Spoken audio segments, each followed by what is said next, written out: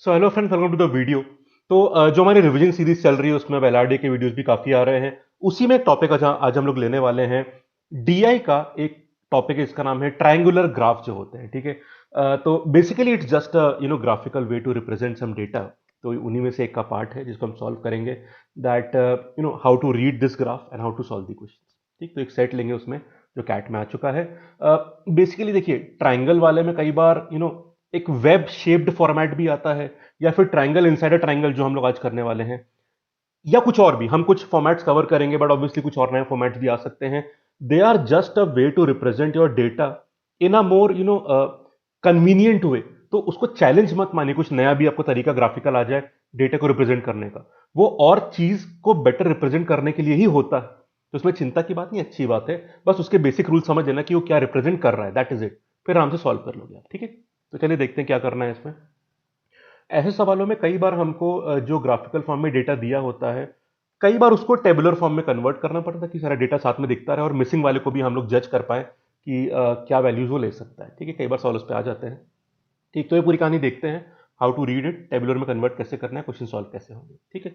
सो triangular graph वाली class में स्वागत है आपका। एक सेट लिया है, this is from CAT 2004। CAT 2004 से सेट आपके सामने देख रहे हो आप। ये थोड़ा इसके में बनाया मैंने ये, तो देख रहे हो ट्राइंगल के अंदर ट्राइंगल। तो ये तीन एंट्रीज, यहां बीच में एक एंट्री हो गई। तो ये होते हैं ट्राइंगुलर ग्राफ, ये जो आप देख पा रहे हैं। ठीक है, अब इसको जस्ट देखे कंफ्यूज मत करना कि क्या है इसमें, जो भी है वो बताएगा आपको। ठीक है, तो कभी भी कोई नया तरीका पहले, जो पहले देखा है आपने कॉमन वाले लाइन ग्राफ, बार ग्राफ, वो सब ठीक है।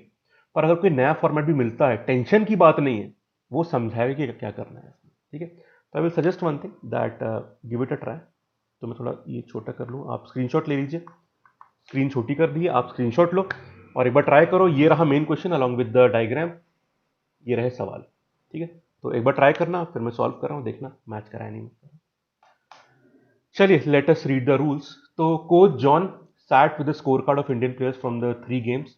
एक वनडे टूर्नामेंट था उसमें, where same set of players played for India and all the major batsman got out. John summarise the batting performance, मतलब नॉट आउट वाला केस नहीं बना, इतनी बात समझ में आ रही है यहाँ पे।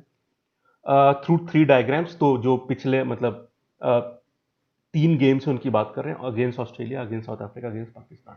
ठीक है, अब इसमें the 3 outer triangles communicate the number of run scored by the top 3 scorers from India. जहां पे के का मतलब कैफ, आर से राहुल, एस से सौरभ, वी से वीरेंद्र और वाई से युवराज, कॉमन नाम है, अच्छी बात है।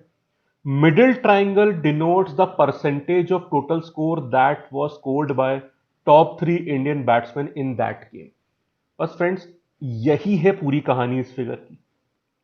अगर आपको यह समझ में आ गया, कोई टेंशन की बात नहीं होगी। ठीक है, no two player score the same run. ठीक है भाई, सेम नहीं होना चाहिए। और जॉन जो कोच है, उन्होंने 2 बैटिंग इंडाइसिस, जो इंडेक्स निकालते हैं, वो भी निकाले हैं for analysing the performance based on the scores in the tournament. एक है उसमें आर इंडेक्स। किसी भी बैट्समैन का आर इंडेक्स क्या होगा? उसके हाईएस्ट और लोएस्ट स्कोर्स का डिफरेंस इन 3 गेम्स में। और एम इंडेक्स क्या होगा? अगर हम उनके स्कोर को, तीनों स्कोर को अरेंज करते हैं एक ऑर्डर में, नॉन इंक्रीजिंग ऑर्डर में, ठीक है, तो फिर जो मिडिल वैल्यू होगी नॉन इंक्रीजिंग। क्लियर है? नॉन इंक्रीजिंग इसलिए नहीं बोला भाई, बेसिकली नॉन इंक्रीजिंग को आप डिक्रीजिंग मान सकते हो, पर हाँ, डिक्रीजिंग मान सकते हो। मैं उसे इसलिए बोल रहा हूं कि कोई भी 2 प्लेयर सेम स्कोर तो करते भी नहीं है ना, यहाँ पे लिखा था ना। तो नॉन इंक्रीजिंग मतलब आप डिक्रीजिंग मान सकते हो, मतलब एक ऑर्डर में। अब देखो, आप इंक्रीजिंग कर लो, डिक्रीजिंग कर लो, बीच की वैल्यू तो वही बनेगी ना, तो क्योंकि 3 वैल्यूज है, तो that is not a tension for us. तो ये रेंज, और ये एम से मुझे लगता है कि मीडियन, मीडियन नहीं होता है ना, पता है आपको। If you arrange them in an order, increasing या डिक्रीजिंग, तो जो मिडिल मोस्ट वैल्यू होती है। क्लियर है बात? चलो, तो ये पूरी कहानी है, ये समझ गए। अगेंस्ट ऑस्ट्रेलिया, राहुल, युवराज और एस से क्या था, सौरभ, ये 3 हाईएस्ट स्कोरर रहे थे। और इन तीनों के स्कोर अगर आप ऐड कर दोगे, तो टोटल स्कोर जो टीम ने किया है, ये उस टोटल स्कोर का इन तीनों ने 80% स्कोर बनाया है। तो आपको टोटल भी मिल सकता है जो टीम ने बनाया होगा। है सिंपल बात। चलो टेबल बना लेते हैं। ठीक है, तो डेटा यहां पे रहा। तो let us mark the players first. क्या भाई, प्लेयर्स के नाम क्या है? KRSVY, के आर एस वी वाई। तो बेसिकली आउटर ट्राइंगल और इनर ट्राइंगल क्या रिप्रेजेंट कर रहे हैं, अगर ये बात समझ में आ गई फिर तो क्वेश्चन आराम से निकल जाएगा। तो rules, you know, that is the most principal part of the set, बाकी काम तो भाई आराम से चलता है। टीम्स कौन से चाहिए यहाँ पे है तो बार बार आने की जरूरत नहीं पड़ेगी। Australia, south Africa, Pakistan. तो जानकारी दिए, पहले उभर लेते हैं। ऑस्ट्रेलिया में हाईएस्ट युवराज ने 87 बनाया है, 87। सौरभ 50, ओके, एंड राहुल 55, ठीक है। साउथ अफ्रीका वाले मैच पे आइए, कैफ 51, कैफ 51, सौरभ 75, ओके, राहुल 49, राहुल 49, ओके। पाकिस्तान में युवराज 40, युवराज 40, वीरेंद्र 130, वीरेंद्र 130, और कैफ इज 28, 28, ठीक है। हम एक चीज और चाहेंगे, बिकॉज बीच में हमें परसेंटेज दिया है, तो टीम का टोटल देख लेते हैं, क्योंकि टोटल से जो बचा हुआ है वही बाकी लोगों ने मिलकर स्कोर किया होगा, ठीक। हमें बाकी की एग्जैक्ट वैल्यू नहीं मिलेगी, पर एक रेंज तो मिल ही सकती है जिससे क्वेश्चन हम सॉल्व करेंगे। चलो देखते हैं। अब देखो, let us add these values. तो कितना आ रहा है, दिस इज 192, सही है, 192। 192 टोटल स्कोर का 80% है। टोटल अगर x है तो उसका 80% मतलब 0.8 इसके बराबर है। टोटल के लिए आप 192 को 0.8 से डिवाइड कर दो। साउथ अफ्रीका के खिलाफ टीम ने कितना स्कोर किया है, उस टोटल स्कोर को निकालने के लिए आप इन तीनों के स्कोर ऐड करो, उसको 0.7 से डिवाइड कर देना। टोटल का 70% है, तो 100% कितना हुआ निकाल सकते हो। और पाकिस्तान में भी जो तीनों का स्कोर ऐड करो उसको, दैट इज 90%। तो इन तीनों के स्कोर को 0.9 से डिवाइड करोगे तो टोटल स्कोर मिल जाएगा आपको, आराम से आ जाएगी वैल्यूज। चलो सॉल्व करते हैं। तो let us do one thing, ये रहा 192 और इसको डिवाइड कर दो 0.8 से, कितना आ रहा है, 240, 240, ठीक है। अच्छा, एक चीज और ध्यान रखना, रिमेनिंग निकाल लेना, वो ना बाद में काम आती है चीज, कि कितने रन्स बचे हैं आपके, तो बाकी का थोड़ा अंदाजा रहेगा। इधर कर लो, कितना है 175। आप 175 को 0.7 से डिवाइड करो तो 250, और बचा कितना, 75 बचा है जो बाकी लोगों ने स्कोर किया होगा। इधर का सम कितना आ रहा है, 198 आ रहा है। 198 90% है, 0.9 से डिवाइड करो तो कितना आ रहा है, 220। 22 रन बाकी ने बनाए हैं, ये रही पूरी कहानी। तो बाकी के बारे में थोड़े इन्फ्रेंस देख लेते हैं, ठीक है, और फिर हम क्वेश्चन पे जा सकते हैं, मतलब फिर डेटा पूरा हमारा, फिर कोई टेंशन की बात ही नहीं, ठीक है। और इसलिए ना फ्रेंड्स, एलआरडीए सीरीज में I am combining the things, मतलब मैं एलआर की भी सेट ले रहा हूँ, डीए की भी, कि दोनों में अप्रोचेज में जो हल्का फुल्का फर्क रहता है वो पूरा बताता रहूंगा मैं आपको।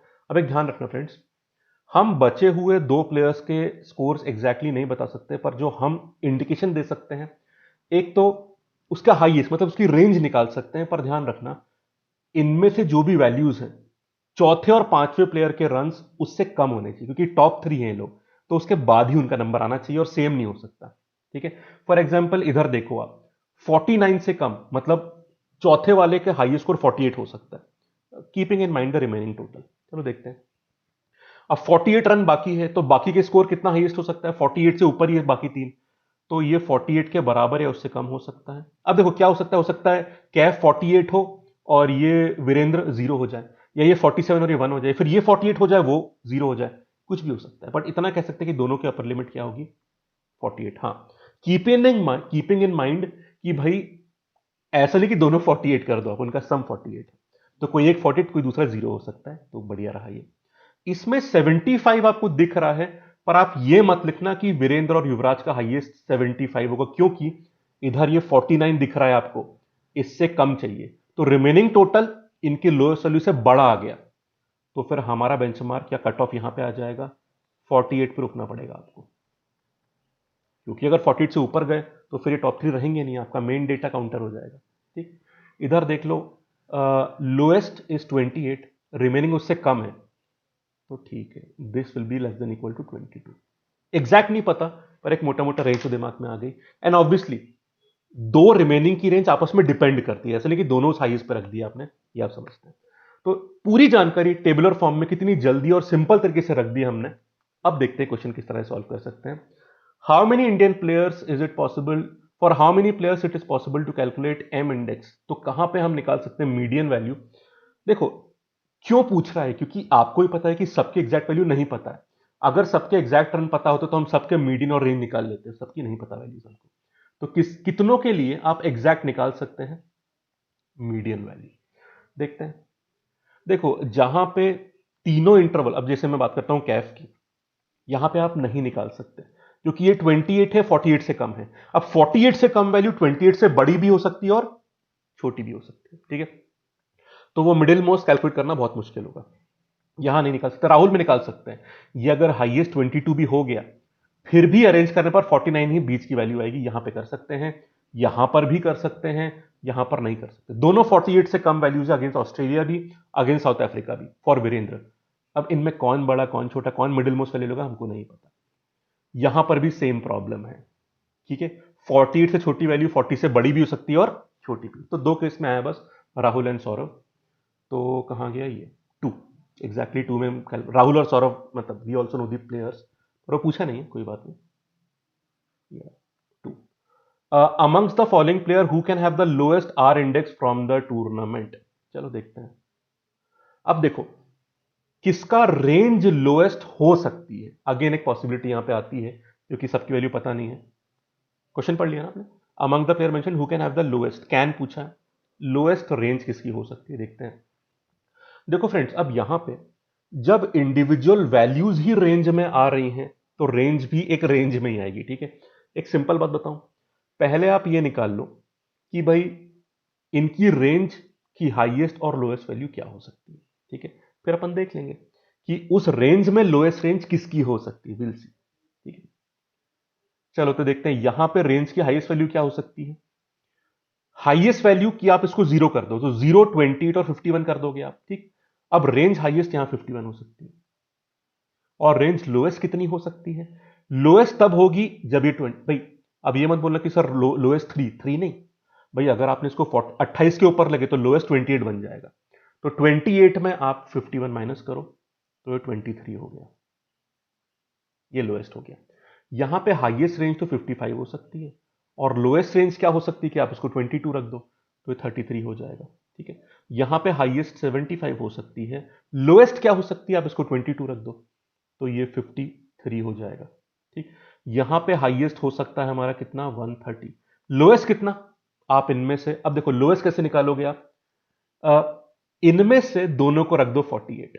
देखो एक कॉलम में दोनों 48 48 ये नहीं हो सकते, पर एक दोनों इंडिविजुअल मैचेस हैं तो इसमें तो दोनों में वीरेंद्र के 48 हो सकते हैं। तो 48 अगर आप दोनों को रख देते हो तो कितना आ जाएगा, माइनस कर लो, ये तो काफी बड़ी वैल्यू आ रही है, 82 लग रही है, तो एम आई राइट, 82। यहां देख लो हाईएस्ट तो हमारा 87 आ जाएगा, रेंज की हाईएस्ट वैल्यू, लोएस्ट कितनी आएगी, 40 पे निकालोगे लोएस्ट तो ये 47 आ जाएगी, ठीक है। अब देखो ध्यान से देखना बहुत केयरफुली कि कुछ ऐसे हैं, देखो जिनकी रेंज की लोएस्ट वैल्यू बाकी रेंज के हाईएस्ट वैल्यू से भी ज्यादा है, उनकी रेंज तो लोएस्ट कभी हो नहीं सकती। फॉर एग्जाम्पल इधर देखो, वीरेंद्र का रेंज लोएस्ट 82 हो सकता है, ये 82 भी कैफ के 51 से ज्यादा है तो ये तो लोएस्ट में कभी आ नहीं सकता। इधर भी देख लो आप, 53 51 से बड़ा है, तो कुछ लोग की रेंज की लोएस्ट वैल्यू बाकी के हाईएस्ट से भी ज्यादा है तो ये लोग तो लोएस्ट कभी हो नहीं सकते, सिंपल कैलकुलेशन, ठीक है। सोचते वक्त बहुत कंफ्यूज मत करना, अपनी थिंकिंग सिस्टमैटिक रखोगे तो काम आराम से हो जाएगा, ठीक है। तो बाकी तीन में हो सकता है, कैसे, इधर देखो, हो सकता है कि इसकी रेंज 51, इसकी 51, इसकी 47 हो जाए तो युवराज का लोएस्ट हो गया, ऐसे बाकी भी लोएस्ट वैल्यू ले सकते हैं, पर सौरभ और वीरेंद्र नहीं ले सकते, कैफ, राहुल और युवराज ले सकते हैं, के आर और वाई आंसर में दिख रहा है, हाँ के आर और Y, Kaif, Rahul and Yuvraj, A option answer बन गया आपका, ठीक है। चलो आगे चलते हैं। How many players among those listed definitely scored less than Yuvraj in the tournament, तो पूरा सम हमें करना है, तो सम एक बार देख लेते हैं। एक सेकेंड, इसमें क्या पूछा है, डेफिनेटली कम, युवराज से, युवराज का स्कोर यहां पे देख लो आप, या कितना बन रहा है युवराज का स्कोर। अब यहां पे एक बात ध्यान रखना कि युवराज के स्कोर में अगर आप ध्यान से देखते हो, डेफिनेटली मतलब एक काम करो, जो पक्के से राहुल युवराज से कम स्कोर कर रहे हैं, इसमें युवराज का भी लोएस्ट स्कोर ले लो ना आप, ये 48 मतलब जीरो ले लो आप इसको, तो फिर भी युवराज का स्कोर कितना बन जाता है, आप यहां पे देख लो 127। जिस इंसान का स्कोर टोटल मैक्सिमम पॉसिबल लेके भी 127 से कम आएगा, वो तो पक्का युवराज से, मतलब युवराज का मिनिमम ले लिया, उसका मैक्सिमम ले लिया, फिर भी युवराज से कम है, मतलब वो पक्का युवराज से कम स्कोर करेगा। तो आप देख रहे हैं फ्रेंड्स, इस चैप्टर में मैक्सिमाइज और मिनिमाइज वाला कॉन्सेप्ट भी धीरे धीरे अप्लाई होता जा रहा है, जो बात समझ में आ रही होगी आपके। लॉजिकली डीलिंग करनी, आराम से काम हो जाएगा। चलो देखते हैं, बाकी की हाईएस्ट निकाल लो। तो अगर हम निकालते हैं बाकी के हाईएस्ट, जैसे ये तो देख लो आप 50, 75, ये तो खुद ही आप 125 और 22 ऐड कर दो, ये तो बड़ा हो गया, ये नहीं हो सकता। इधर भी वीरेंद्र डेफिनेटली यार 48, 48 और 130 करोगे तो ये तो अपने आप इसका एक ही स्कोर उससे बड़ा हो गया, तो ये तो डेफिनेटली कम वाले में नहीं आएगा। इधर देखें, दिस, हाँ ये आ रहा है। अगर आप कैफ का स्कोर देखोगे तो ये हमारा आ रहा है कितना, 127 से, ये भी नहीं है, ये बराबर पे, मतलब कैफ का हाईएस्ट स्कोर युवराज के लोएस्ट से मैच कर रहा है, तो डेफिनेटली कम वाले में नहीं आ सकता। इधर और देख लो आप, यस, राहुल का मिनिमम स्कोर अगर आप देखते, मैक्सिमम स्कोर सॉरी, राहुल का मैक्सिमम स्कोर यहां पे 22 लेके कर लो सॉल्व आप, तो आपका स्कोर आता है कितना, 126। राहुल का मैक्सिमम स्कोर युवराज के लोएस्ट से भी कम है। कैफ का मैक्सिमम स्कोर युवराज के लोएस्ट के बराबर आ रहा है, तो डेफिनेटली लेस में नहीं आएगा, राहुल आ जाएगा, राहुल इज द आंसर। तो how many players, just one player, one player, B option is the answer. ठीक है, एक और सवाल, किस प्लेयर का एम इंडेक्स मीडियन हाईएस्ट है, बेस्ट है टूर्नामेंट में, देखते हैं। मीडियन वैल्यू मतलब अगर आप उसको नॉन इंक्रीजिंग ऑर्डर में अरेंज करोगे तो मिडिल मोस्ट वैल्यू जो होती है, देखते हैं। अब देखो लेट अस सी यहाँ पे क्या कहानी बनती है, बेस्ट का पूछ रहा है, तो अगर मैं पहले इसको हटा दो, कैफ की बात करता हूं, तो इसका मीडियन कितना हो जाएगा, इसका मीडियन निकालना मुश्किल है, क्योंकि 48 से छोटी वैल्यू, इसमें क्या पूछा है, हाँ डेफिनेट बात पूछी, मैं बस देख रहा था कि पॉसिबिलिटी पूछा है, डेफिनेट पूछा है, ठीक है। बट इतना कह सकते हैं कि कैफ का हाईएस्ट वैल्यू 48 पे आएगी मीडियन की। एनीवेज यहां पे देख लो, इसका तो पक्का आ रहा है 49 आ रहा है, यहां पे मीडियन 50 आ रहा है, ठीक है। यहां पे मीडियन की हाईएस्ट वैल्यू 48 आ सकती है, और यहां पे मीडियम कितना आ रहा है, इधर, इधर मीडियन की हाईएस्ट वैल्यू कितनी होगी, 48 हाईएस्ट, डेफिनेट नहीं उससे कम भी, पर ये हाईएस्ट है, इसकी तो क्लियर है 49 आएगी, ये पॉसिबिलिटी है। सौरभ की भी क्लियर है 50 आएगी, ठीक है। यहां पे हाईएस्ट 48 आएगी, और यहां पर हाईएस्ट 48 आएगी, पर सौरभ का तो डेफिनेटली 50 आ रहा है, कोई डाउट की बात ही नहीं रही, सौरभ आंसर हो गया, ठीक है। तो देखा आपने, मैं थोड़ा रुक के पता है क्या सोचता हूं, मैं बस ये देखता हूं कि वो कैन पॉसिबिलिटी की बात कर रहा है या क्लियर, इसमें क्लियर पूछा, आंसर आ भी गया, ठीक है। तो फ्रेंड्स ये था सवाल। अब यहां पे देखा आपने, ट्राइंगुलर रिप्रेजेंटेशन को टेबल में कितने आराम से ले आए, बड़े आराम से हो गया, और लॉजिकली मैक्सिमाइज और मिनिमाइज का फंडा भी अपने अप्लाई हुआ, तो थोड़ा कॉमन सेंस ठीक से लगा के अपन बात समझ गए। डेफिनेटली यहां पे कुछ रेंजेस आ रही थी, पर उनको डील करना इतना मुश्किल भी नहीं हुआ, आई थिंक आप बस समझ गए होंगे, ठीक है। तो थोड़े बेसिक लॉजिक भी लगते हैं, पर काम आराम से हो जाता है। तो in a set there are mixture of topics, but dealing इतनी मुश्किल नहीं है, ठीक है फ्रेंड्स। तो आई थिंक अब इन सारी सीरीज के वीडियो से थोड़ा कॉन्फिडेंस, अप्रोच और थिंकिंग प्रोसेस कैसा, थोड़ा क्लैरिटी आपको आ रही होगी होपफुली। तो बस ऐसे ही वीडियो देखते रहिए, अगर हेल्पफुल लग रहे हैं वीडियोस, फायदा दिख रहा है, कॉन्फिडेंस बढ़ रहा है, तो वीडियो लाइक कर दिया करिए, चैनल सब्सक्राइब और बेल आइकन दबा दीजिएगा, और comments, honest feedbacks, they are most welcome, do comment on the video. बाकी thank you so much, have a nice day, अगले वीडियो में मुलाकात होगी आपसे, टेक केयर।